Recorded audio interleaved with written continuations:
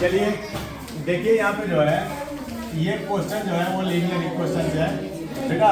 अब साइलेंट हो जाइए। लीनियर इक्वेशन से ये क्वेश्चन है, इसका क्या मतलब होता है? रेखीय समीकरण। हाँ, रेखीय समीकरण।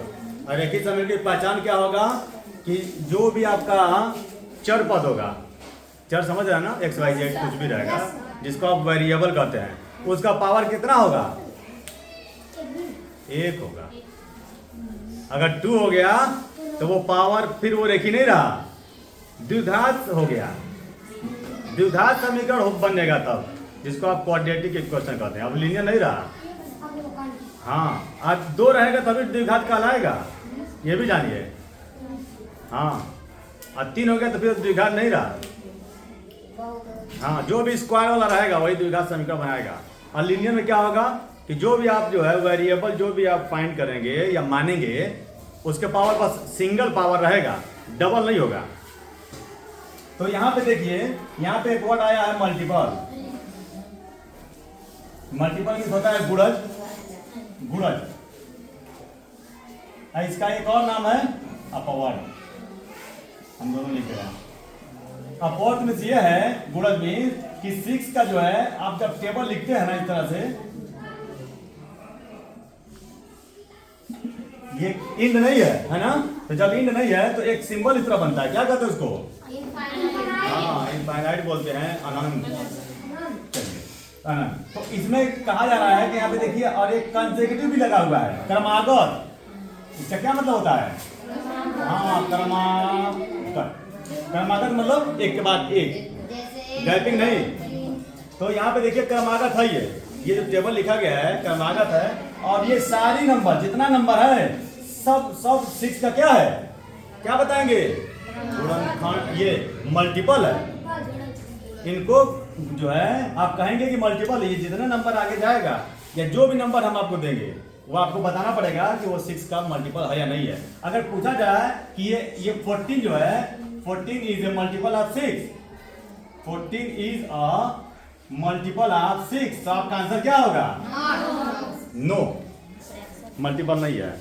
क्यों नहीं है? क्योंकि 14 की टेबल में 6 आता ही नहीं है, यानी 14 इज नॉट डिविजिबल बाय 6, वो 6 से डिवाइड नहीं हो रहा है ना, इसीलिए वो क्या है? मल्टीपल नहीं है। लेकिन यहाँ मैं जो भी लिखा हूँ सब मल्टीपल है। और एक बात और कहा गया है कि 2 मल्टीपल है, और दोनों मल्टीपल में क्या करना है? सम करना है, यानी जोड़ना है।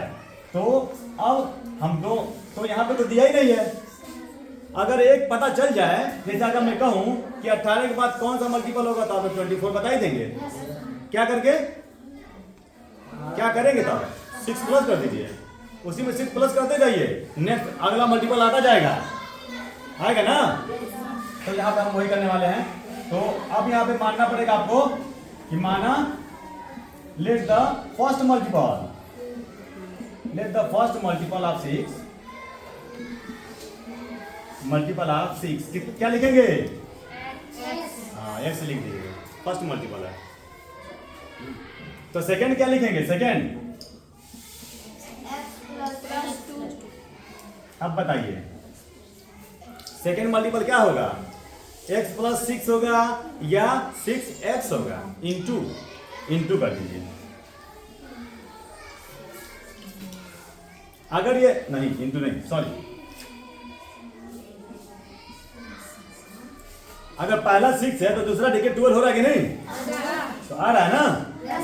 तो आपका ये दोनों लिख गया। और जब दोनों लिख गया तो अब आइए क्वेश्चन पे, यहाँ पे कह रहा है सम अप करने के लिए। तो अब हम कर देते हैं यहाँ पे सम, दोनों को सम कर देते हैं।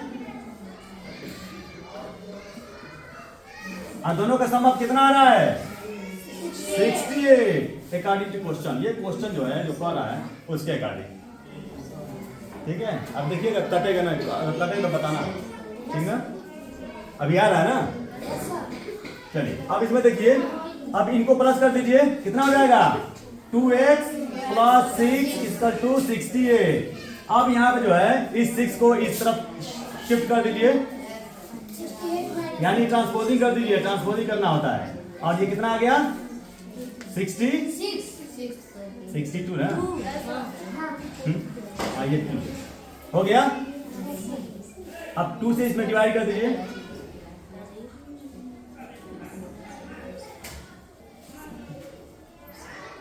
मिस्टेक हो रहा है क्या कुछ? कितना आ जा रहा है ये?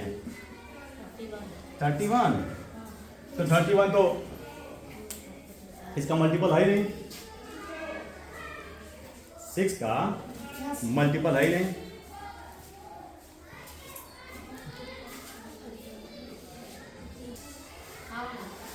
चलिए यहाँ पे देखिए, इसको जो है यहाँ पे ये 66 है, 68 नहीं था 66 है। और यहाँ पे हम लोगों ने जब सॉल्व किया है तो एक पहली नंबर जो है वो आ चुकी है फर्स्ट नंबर। यहाँ पे देखिए फर्स्ट मल्टीपल ऑफ 6 कितना है? 30 है। तो अब सेकेंड मल्टीपल क्या होगा था? सेकेंड मल्टीपल यानी दूसरा क्या होगा? तो दूसरा पता ही है कि उसी में 6 क्या करना होता है? हाँ 6 प्लस कर दीजिए, तो ये आ गया आपका 36।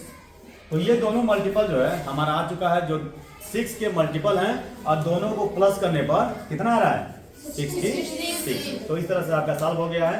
और ये जो है आपको वैल्यू यहाँ पे जो लिखना होता है, ये वाला जब आप सॉल्व करते हैं तो ये समीकरण बनाना बच्चों आना चाहिए। अगर आप समीकरण बना लेंगे तो क्वेश्चन कोई भी हो सॉल्व कर लेंगे। ठीक है, चलिए इसको कॉपी उतार लीजिए।